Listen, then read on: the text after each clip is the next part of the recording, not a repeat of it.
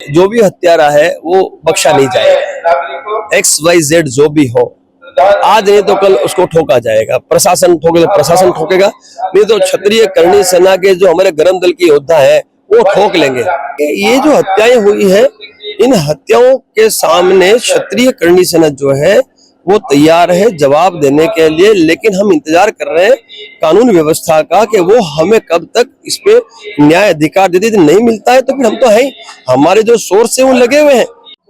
नमस्कार, आप देख रहे हैं मशाल न्यूज। मैं हूं आपके साथ प्रेम श्रीवास्तव। इस वक्त मौजूद हूं जमशेदपुर। जैसा कि आप सभी को पता है, जमशेदपुर में बीते दिनों एक जघन्य हत्याकांड हुआ था, जिसको लेकर चर्चाएं काफी तेज थी।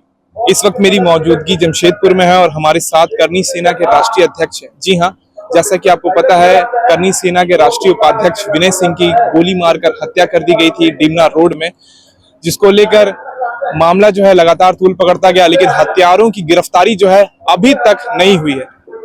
अध्यक्ष जी, अल्टीमेटम तो खत्म हो गया, अब आप लोगों का क्या स्ट्रेटेजी है? स्वर्गीय विनय सिंह जी राष्ट्रीय उपाध्यक्ष और प्रदेश अध्यक्ष झारखंड थे, उनकी हत्या हुई है।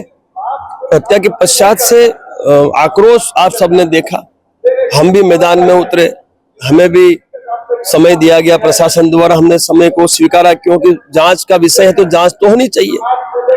और जब कल मैं मिला हूं जांच अधिकारी से तो उन्होंने सारी बात मेरे सामने रखी है कि अभी हमारे पास जो जानकारी है उसके मुताबिक हमें और 15 से 20 दिन की आवश्यकता है, जिसमें FSL की रिपोर्ट आ जाएगी हमारे कि भाई फोन जो है वो किसको किया, अंतिम कॉल किसको किया और कौन वो व्यक्ति है जो उनसे वहां मिलने आया। तो पूरी जो जानकारी है उन्होंने हमें दी है। तो उन्होंने 15 से 20 दिन का समय मांगा है, हमने उनको कहा 15-20 दिन 25 दिन का समय ले, हमें उससे कोई आपत्ति नहीं है।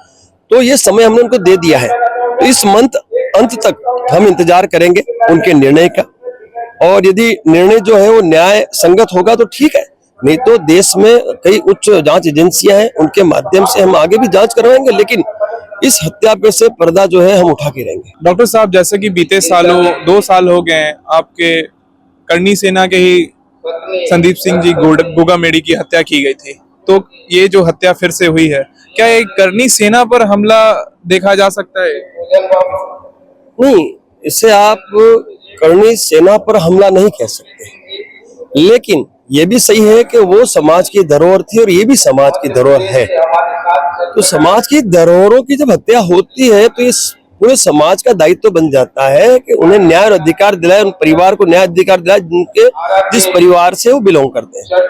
तो ये हमारा दायित्व है। सुखदेव सिंह गोगामेडी जी की जब हत्या हुई तब भी आपने देखा था आक्रोश बंगलो पूरे भारतवर्ष में व्याप्त था और गिरफ्तारियां हुई, लेकिन अभी भी वो षड्यंत्रकारी आज भी चंगुल में नहीं फंसे, आज भी पुलिस की गिरफ्त से बाहर है, क्योंकि या तो जेल में है या फिर वो विदेशों में बैठ के और अपने इस माया जाल को चला रहे।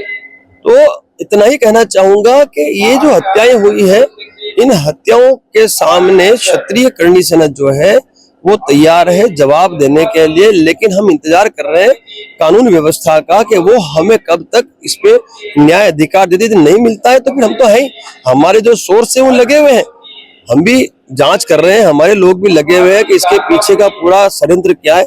जैसे ही हमें ज्ञात होगा तो हम भी प्रशासन के साथ मिलकर या बिना प्रशासन की सहायता के भी हमारी कार्रवाई कर लेंगे। हत्यारे अभी कानून के चंगुल से बाहर हैं, आप तो सुन रहे हैं, देख रहे हैं, उनके लिए क्या मैसेज है? देखो, ऐसा है, जो भी हत्यारा है वो बख्शा नहीं जाएगा।